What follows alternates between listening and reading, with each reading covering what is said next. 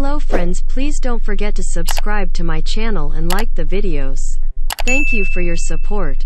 The Audi A8 is the traditional flagship of the Audi lineup, but if you love fast cars, the RS7 is the real crown jewel that represents the four-ring brand and its Quattro performance division at their best.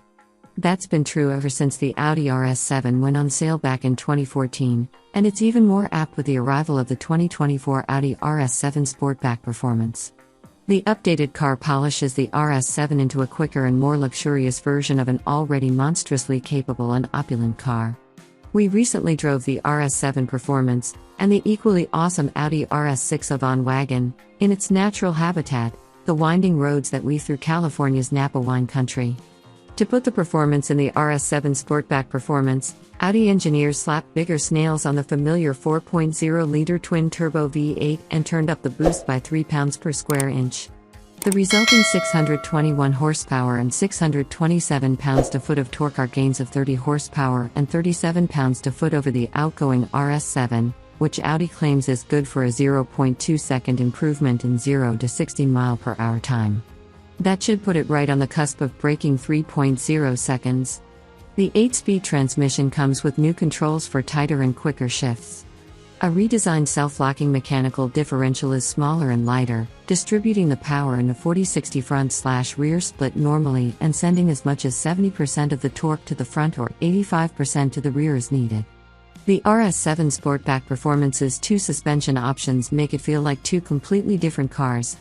The standard air suspension feels connected to the road but absorbs rough spots for a more comfortable ride. It also allows the driver to customize the ride height in the RS1 and RS2 driving modes.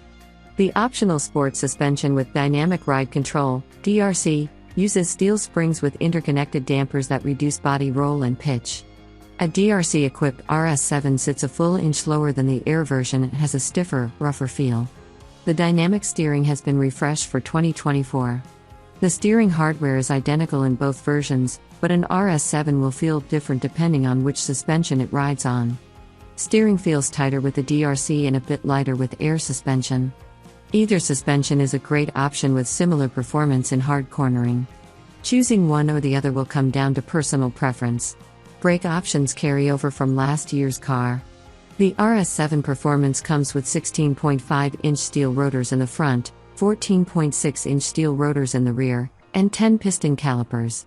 Buyers who opt for the absolutely massive 17.3-inch carbon ceramic front rotors also get 22-inch wheels and newly engineered Continental Sport Contact 7 285/30 tires that are wider than the 275/35 tires on the standard 21-inch wheels.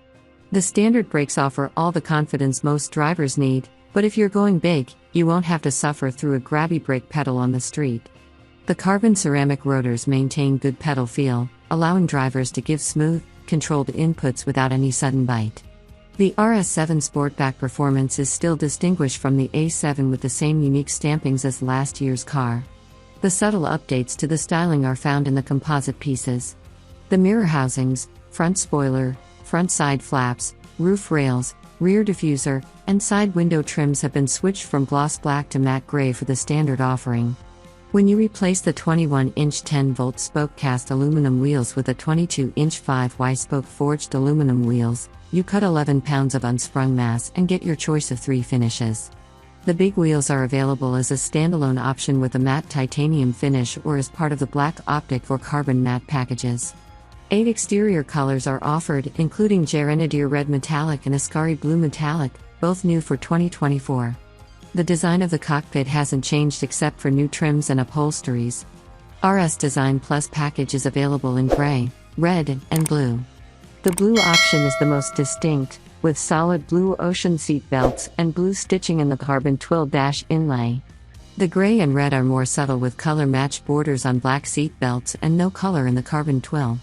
The dash inlay is a highlight of the Audi design team, with their focus on creating an attractive piece that didn't look like an afterthought just to cover the passenger airbag.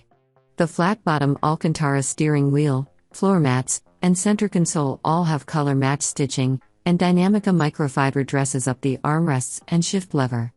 Valcona leather seats with perforated honeycomb stitching carry the occupants in style. The infotainment screens now deliver more natural haptic feedback using a small hammer-like device hitting the back of the screen instead of vibration. Audi system, which requires you actually press, rather than just tap, the screen avoids any accidental touches, even while aiming for an icon over choppy pavement. The 12.3-inch gauge cluster displays a new green/yellow/red shift indicator in manual mode and illuminates a drag racing-inspired Christmas tree for launch control. The cluster has a dark color scheme by default but can be switched to white in the North American models to commemorate the 1997 S6 Plus as Audi Sport GmbH celebrates its 40th anniversary. With 3 distinct driving modes: efficiency, comfort, dynamic, plus customizable RS1 and RS2 settings, the RS7 Avant Performance really is a do-it-all kind of car. Each mode gets progressively more aggressive, tightening out steering and suspension, and adjusting the ride height on air suspension models. The RS1 and RS2 modes allow drivers to individually tailor the engine, steering, suspension, exhaust, and escape settings. Stability control can only fully be turned off in RS2, and the launch mode becomes available. Audi engineers put a lot of focus into making each drive mode distinct, and they achieved that goal. An RS7 with air springs can be tame enough to make it feel like a touring car or lively enough to feel like it belongs at the track. The DRC car is nearly as versatile but will be harsher all around and might not be for everyone in the RS2 mode. Audi removed 18 pounds of acoustic material to make the thrilling exhaust note more noticeable. The stereo is good enough for its class, but we prefer to listen to the RS7 do its thing.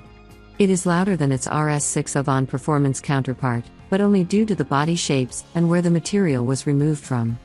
It's incredibly balanced, and the drivetrain doesn't allow any hint of understeer. It handled just as well with either suspension and again, will likely come down to a driver's preferred feel. A lot of us attending the drive agreed that the best daily driver would be the air suspension because it was more comfortable, especially for passengers, but didn't limit the performance. You might miss out on some limit handling on a track, but the RS7 is distinctly a road car and gives the most emotional driving experience through more natural scenery.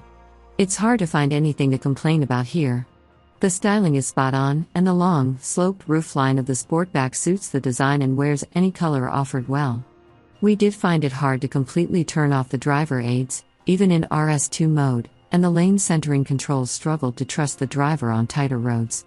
Some may be disappointed that a top speed of 190 miles per hour is no longer available, but the 155 mile/hour top speed can be bumped to 174 miles per hour with the Bronze Edition exclusive to the North American market. It adds Sebring black crystal effect paint, 22-inch matte neodymium gold wheels, black calipers, gloss carbon exterior accents, and bronze interior stitching. Anyone in the market for a luxury sports sedan will be buying a complete experience with a versatile car that looks and drives among the best. We wouldn't expect anything less than that given the $128,895 barrier to entry. It's hard to imagine anyone needing or even wanting more than 621 horsepower, but Audi tells us 10 new RS models will be on sale by 2026, so maybe we'll see an even racier version in the future. As for the RS7 Sportback Performance, you can have it starting in the fall of this year.